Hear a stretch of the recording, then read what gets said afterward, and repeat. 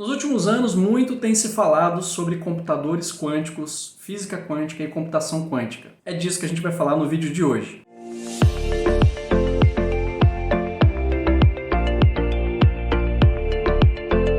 Olá, eu sou o Marcon e esse é o Whats, o canal do conhecimento. E se você está gostando dos nossos vídeos, deixe o seu like, isso estimula muito a gente a continuar produzindo conteúdos como este, compartilha com seus amigos. Isso também ajuda o YouTube a entender que o conteúdo é relevante e pode ser levado a mais pessoas. Para falar sobre computação quântica ou sobre computadores quânticos, tivemos aqui que fazer várias pesquisas. É um assunto muito interessante, confesso para vocês que eu tive que estudar muito, mas a gente conseguiu chegar num consenso para poder partilhar essa informação e trazer para vocês uma ideia do que é isso, da capacidade que isso tem e o quanto isso pode ser benéfico para a humanidade. E para a gente entender um pouquinho disso, vamos trazer a nossa linha do tempo e criar a nossa linha de raciocínio. Desde a década de 50, alguns pesquisadores e alguns físicos já tinham uma ideia de que a física quântica poderia ser aplicada nos computadores quânticos. Vamos traçar aqui um rápido histórico, então, de como esse assunto se desenrolou e se desenvolveu nos meios acadêmicos. Desde 1950, então, vem se falando sobre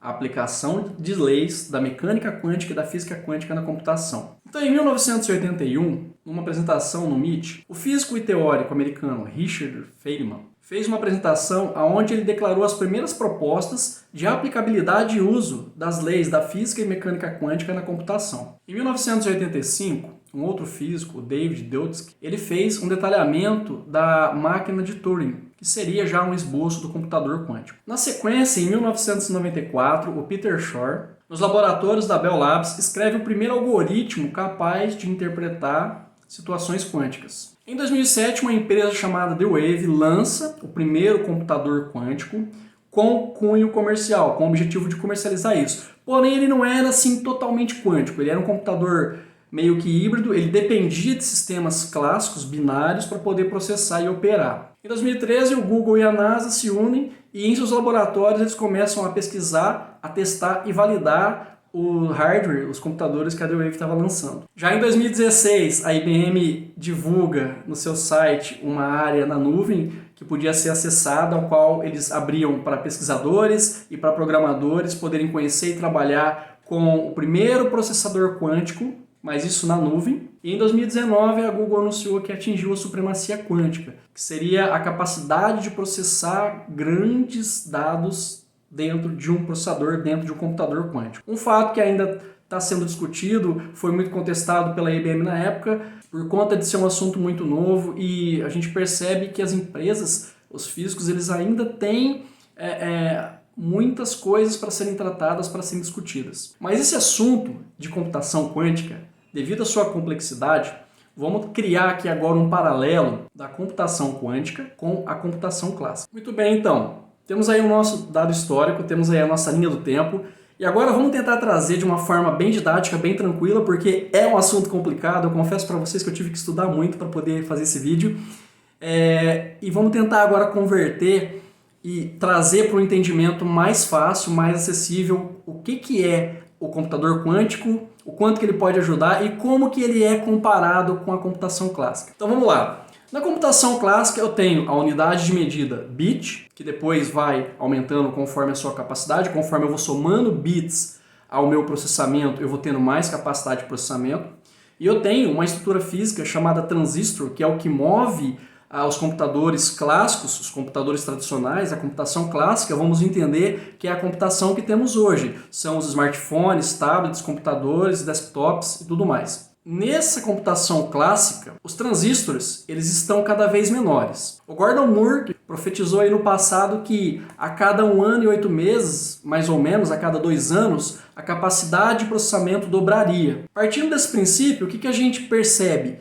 Que o processamento da computação clássica ele chegaria no limite. Sim, estamos chegando no limite da capacidade de produção. Eles estão já em tamanhos nano, são tamanhos muito pequenos. E isso, para poder funcionar, para poder fazer o computador agir e criar mais capacidade, requer e despende um gasto muito forte, muito alto de energia. Então, as empresas, os pesquisadores já preveem que na computação clássica a gente está chegando nesse limite, né? Ainda não chegamos, ainda dá para diminuir mais um pouco, mas já está se pensando na computação quântica também por esse motivo. Por quê? Vamos lá agora, vamos dar um salto então, sair da computação clássica e vamos para a computação quântica. Se na computação clássica eu tenho o bit como unidade de medida, na computação quântica eu tenho o qubit. E aí que entra o legal. O qubit é uma unidade de medida que ela é atingida através da manipulação e da estruturação de componentes atômicos e subatômicos. Sim, estamos tratando componentes atômicos, estamos num nível subatômico e atômico para poder chegar à estruturação de dados. Então percebam o grau de desenvolvimento científico que estamos e que precisamos para poder manter um computador quântico funcionando. O mais legal disso tudo, pessoal, é a capacidade que esse qubit tem. Ao passo que na computação clássica, para eu ter mais capacidade de processamento, eu tenho que ir somando bits. Cada vez que eu acrescento um qubit no meu processamento quântico, eu dobro essa capacidade. Por exemplo, vamos criar um comparativo da seguinte forma. Um bit equivale a um qubit. Para eu ter 4 bits, basta eu somar mais um qubit. Então, um qubit é igual a 1 bit e 2 qubits são iguais a 4 bits. Se eu tiver 3 qubits, eu tenho 8 bits. Isso vai aumentando exponencialmente. Então o qubit ele trabalha com uma capacidade de processamento exponencial. Lembra lá das aulinhas do colégio onde você aprendia a função exponencial? Por exemplo, 2 elevado a 2 elevado a 1. Essa função exponencial que traz a capacidade de processamento. E dentro dessa estrutura do qubit, que é uma manipulação atômica e subatômica, estamos falando ali de partículas, de átomos, coisas muito pequenas que somente máquinas conseguem manipular, eu tenho um fenômeno, eu tenho uma lei da física quântica chamada superposição e entrelaçamento. Calma, tá complicado, mas calma, a gente vai entender isso. O que é a superposição e o que é o entrelaçamento? Eu não vou entrar em mérito de física quântica e de mecânica quântica, porque é um assunto muito complexo, é um assunto que requer muito estudo, vou deixar isso para os físicos de plantão e para os entusiastas que gostam dessa área. Mas para a gente criar um parecer, para a gente criar um ponto de partida, para continuar o nosso raciocínio, trazendo então mais um paralelo. Quando eu olho para o bit na computação clássica, o bit ele só pode ter valor 0 ou valor 1. Então, ou ele é 0 ou ele é 1. O qubit na computação quântica, no computador quântico, ele pode ser 0, ele pode ser 1 e ele pode ser 0 e 1 ao mesmo tempo. Marcon, como assim 0 e 1 ao mesmo tempo? Sim, existe uma lei da física quântica chamada superposição que prescreve que um qubit pode ter o valor 0 e 1 ao mesmo tempo. É isso que faz com que o processo do computador quântico consiga processar várias e várias informações ao mesmo tempo. E aí, baseado em tudo que a gente falou até agora, vamos criar mais um exemplo didático. Imaginem uma lista de nomes com, sei lá, 1 milhão de nomes. E você quer procurar o nome lá, Marcon. E o nome Marcon está na posição da linha 25.000. Na computação clássica, o meu processador vai fazer o quê? Ele vai começar da primeira linha, vai falar, linha 1, você é o nome Marcon? Não, não é. Aí ele vai para a linha 2, aí ele vai para a linha 3 e assim sucessivamente. Quando ele chega na linha 25.000, ele fala, opa, essa linha corresponde ao termo de pesquisa Marcon. Separa ela e retorna o resultado. Na computação quântica, por ele ter essa lei da superposição sendo aplicada, ele consegue fazer vários processamentos ao mesmo tempo. Então ele consegue percorrer esses trechos várias vezes ao mesmo tempo, num mesmo processo. E aí, se na computação clássica, para eu chegar nesse nome, nessa lista, eu teria que percorrer 25.000 linhas, na computação quântica, num computador quântico, ele percorre muito menos linhas e num prazo muito menor ele retorna a informação. Essa é a grande sacada, essa é a grande capacidade da superposição. Essa questão da superposição a gente entende que é a parte mais difícil de entender. Então isso está dentro lá da física quântica e da mecânica quântica, isso é explicado através das composições atômicas e subatômicas. Teve um experimento, que foi o experimento do gato de Schrödinger. O que o Schrödinger fez?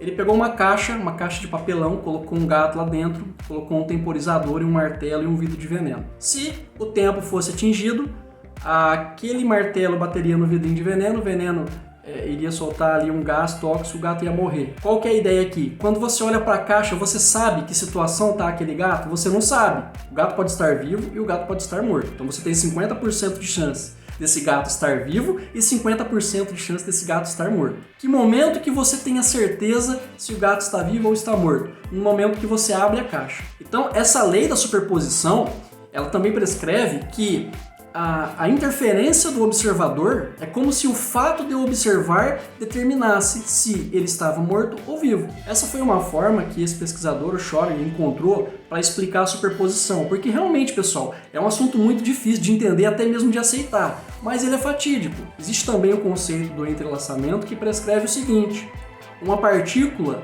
que é modificada num determinado local, ela tem uma correspondente em outro local, que pode estar em qualquer lugar a anos-luz de distância, e ela vai ter um movimento reativo contrário ao que você fez. Isso tem a ver ali com o movimento dos spins, que são as partículas subatômicas que estão circulando os átomos, e que eles nunca podem ocupar o mesmo sentido, o mesmo movimento. Seria mais ou menos assim: se eu puxo um átomo para baixo em algum lugar do mundo, ou do planeta, ou do universo, um outro átomo que está entrelaçado mediante a lei da física quântica vai ser puxado para cima. Bom, vamos parar por aqui e vamos deixar o resto para os pesquisadores. Vamos falar agora da aplicabilidade dos computadores quânticos no nosso dia a dia. A gente sabe que hoje, para qualquer coisa, a gente depende de computação. Para fazer esse vídeo, para você assistir esse vídeo, para auxiliar na medicina, para auxiliar na saúde, para auxiliar na fabricação de remédios, para auxiliar em máquinas, em situações de perigo, onde a gente consegue colocar um robô ou colocar uma máquina para fazer um cálculo. Então é inevitável, é inquestionável que a gente não tem mais como viver sem computação. Só que para a gente poder tratar e trabalhar essa computação, a gente precisa achar um meio de deixar ela mais eficiente. Porque cada vez mais os volumes de dados, as informações estão aumentando e, como a gente falou lá atrás, os computadores atuais, a estrutura clássica que se tem hoje, ela está chegando no seu limite. E estima-se que vamos chegar no momento que isso não vai ter mais como ser processado. Bom, imaginem se pudéssemos ter um computador onde eu vou ao médico, levo o meu DNA e, baseado no meu DNA, com o diagnóstico que eu tenho, uma máquina consegue processar um medicamento e um diagnóstico preciso e específico para o meu DNA. Isso seria uma possível possibilidade de uso de um computador quântico. Ou então, imaginem se fosse possível fazermos uma previsão do tempo para os próximos 8 meses com um fator de acerto da casa dos 98%. Isso é uma possível aplicação de um computador quântico. Lógico, a gente ainda está muito no começo. A gente tem hoje estruturas sendo desenvolvidas, tanto pela IBM, pela Google, pela própria NASA, de computação quântica, que ainda está engatinhando, que ainda está no começo. A gente não tem computadores quânticos caseiros ali disponíveis, e nem sei se vamos ter isso, porque a ideia é que eles fiquem ali disponíveis para trabalhar com os sistemas clássicos já existentes. Pode ser que no futuro tenhamos um celular quântico? Sim. Mas os cientistas da área, os pesquisadores acreditam que esse futuro ainda está bem distante. O processamento quântico, o computador quântico, ele precisa ter um processador isolado, travado num ambiente totalmente controlado, inclusive com uma temperatura muito baixa, uma temperatura abaixo dos 200 graus negativos. É uma temperatura que ela é mais fria que a temperatura do espaço, por exemplo. E hoje, para se conseguir isso, eu preciso ter uma máquina muito potente, eu preciso ter uma estrutura, um laboratório muito grande, muito eficiente. Mas a computação quântica, ela está sendo pesquisada, ela está sendo desenvolvida. Empresas como a IBM, o Google têm disponibilizado para os pesquisadores, para as universidades, estruturas onde você pode interagir com simuladores ou até mesmo com processadores. Em relação a processadores, ainda a gente tem números muito baixos de qubits. Uma outra área que também vai ter muita aplicabilidade da computação quântica e que está preocupando já as instituições bancárias é a área da criptografia. Para se fazer a descriptografia dessas chaves que são geradas lá no nosso blockchain, é necessário anos, muitos anos, para que um computador consiga quebrar. Na computação quântica, por ele ter essa capacidade de multiprocessamento, pelo fato da superposição permitir que ele faça vários processamentos ao mesmo tempo, devido à sua alta capacidade, estima-se que a quebra dessa criptografia possa sim ocorrer. Então já existem também pesquisas na área da computação quântica buscando estruturas capazes de criar também uma criptografia quântica. Lógico que isso está vindo para ajudar, para desenvolver.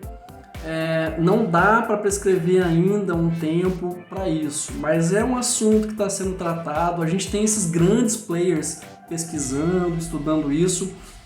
Existem aí, vocês podem se inteirar depois nos sites de alguns desses players que foram citados, opções de simuladores, como eu disse, e também, se você quiser aprender programação quântica, já existem algumas empresas que têm já uma linguagem quântica. Então, pessoal, o assunto do computador quântico ainda é muito difícil até mesmo da gente falar, porque devido ao seu grau de complexidade, trazer isso para uma didática onde todo mundo entenda, sem ter modelos práticos, tangíveis, que a gente consiga pegar e usar, é muito difícil.